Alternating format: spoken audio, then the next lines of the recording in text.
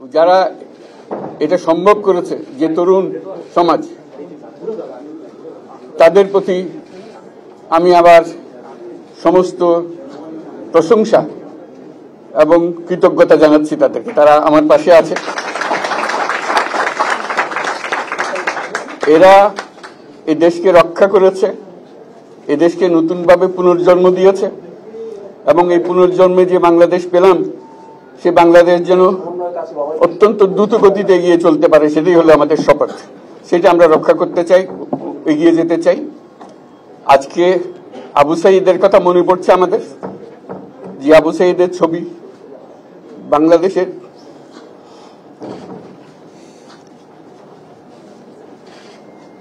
প্রতিটি মানুষের মনে গেঁথে আছে, এটা কেউ বলতে পারবে না।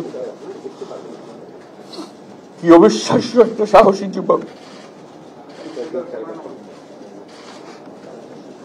বন্দুকের সামনে দাঁড়িয়ে আছে এবং তারপরে থেকে কোন যুবক, কোন যুবতী আর হার মানে নাই, সামনে গিয়ে আছে এবং বলছে যত গুলি মারো, মারতে পারো, আমরা আছি।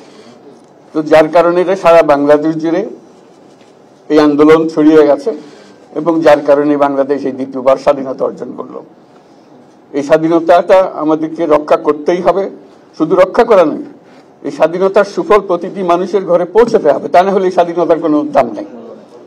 এই স্বাধীনতাটাকে পৌঁছানো হলে আমাদের শপথ, আমাদের যে প্রতিজ্ঞা, যে আমাদেরকে এটা করতে হবে, ঘরে ঘরে পৌঁছাতে হবে। মানুষ যেন জানে যে বাংলাদেশ স্বাধীন হওয়ার অর্থ হলো তার নিজের ভবিষ্যতের পরিবর্তন। এটা যেন প্রত্যেকে বুঝে নেয় এবং আজকের তরুণ সমাজকে বোঝানো যে এই দেশ, এটা তোমাদের হাতে, তোমরা এটাকে তোমাদের মনের মতো করে গড়ে তুলবে।